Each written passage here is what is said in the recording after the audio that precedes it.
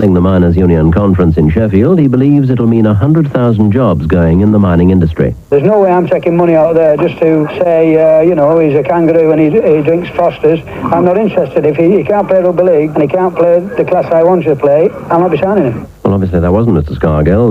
Mr. Scargill, was it? It was, I'm told. Well, I didn't think it was. The Prime Minister announced the Cabinet's resignation shortly after Shiite and Druze militiamen staged a victory parade through the streets. Mr. Chappell has been an outspoken critic of the left for a number of years, and today he described Arthur Scargill as a dangerous buffoon. 5 firemen, Five firemen have died trying to bring forest fires under control. I beg your pardon, I cannot continue with this bulletin. This is Diane Stradling.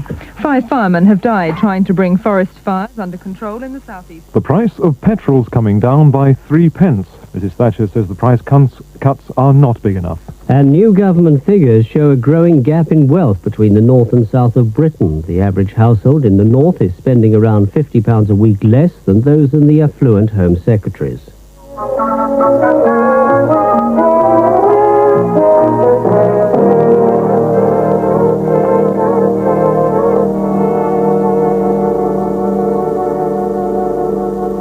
The time is 6 o'clock. Good evening, this is John Snow with the news.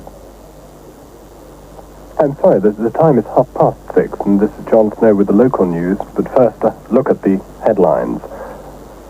5:30. I'm sorry, very confusing clock on the wall here.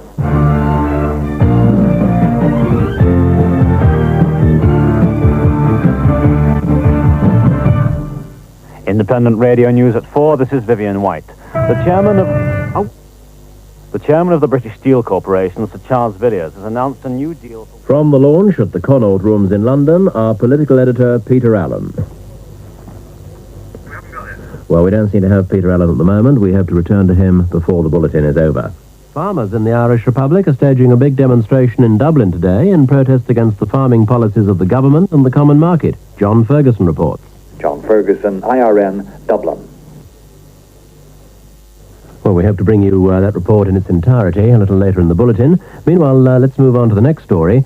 A hunt is on for those responsible for a terror bombing in London, which has killed 1 man and injured 20 other people, 2 of them children. No warning was given of the blast, which occurred outside Green Park. Derek Grant, Independent Radio's at noon. At 9, Derek Grant. Today, Lennox voluntarily returned to prison. And Pat Chapman asked him if he'd found out anything new about his case. The terrorists sprayed a workman's hut. I beg your pardon, that in fact was David Barsley. Let's see if we can get Pat Chapman talking about George Lennox and the fact that he jumped his parole and went to Ireland. See if we can find Pat Chapman for you. Cricket. Australia have lost 2 more wickets since lunch on the second day of the 6th and final Cornhill Test against England at the Oval. From the ground, Dominic Allen. And Australia now 332 for 9, and they're going to be well short of their What we need to do, because we're going out during the afternoon, concentrate less on the things that... What time do you start? Monday noon? Hello, yes, sorry. Sorry, seem to have lost Dominic Allen. Independent Radio News, it's 3 minutes past 2.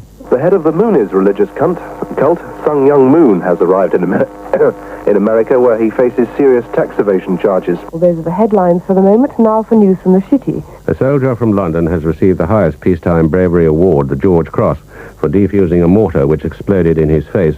Barry Johnson had both legs smashed and lost the sight in one eye in the blast at Londonderry. It's the first time the George Cross has been awarded in 11 years, and Warrant Officer Johnson said it's a great honour. Well, at the time, I was very surprised to find that I was still alive when the smoke cleared. And even to this day, to be honest, it's quite difficult to believe that I'm still alive. Oh, for God's sake. UFO fever has hit Europe after thousands of people reported seeing... It's 12 midnight. This is Hugh Williams. Yugoslavia's 87-year-old President Tito is now reported to be more seriously ill than his doctors thought, and he's to have an operation. A report from Paul Beard.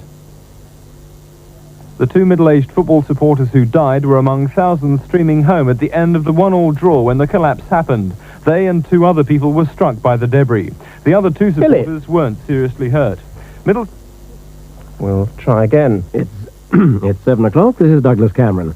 Excuse me. When his ticket was drawn out, he became the lucky owner of 20 tubes of fresh sperm.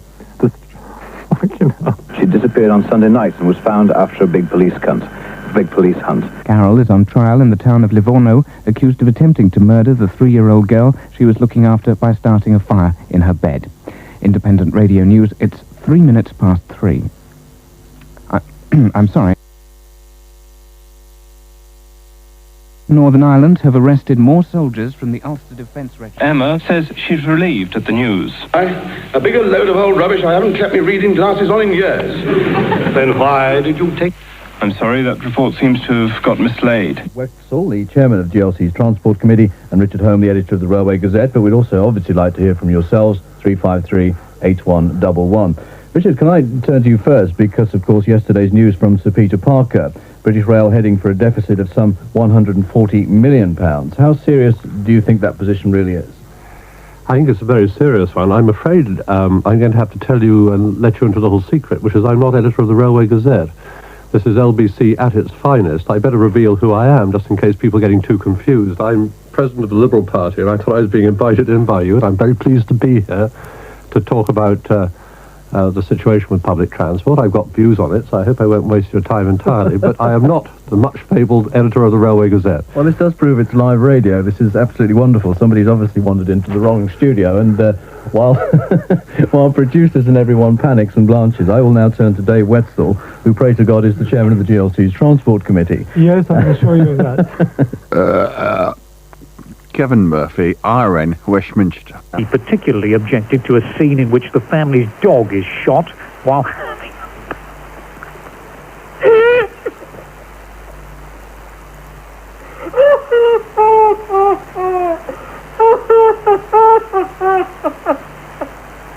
Oh, Christ. And take two. He particularly objected to a scene in which the family's dog is shot while having a bowel movement. 3:15, that ends this feed from our end.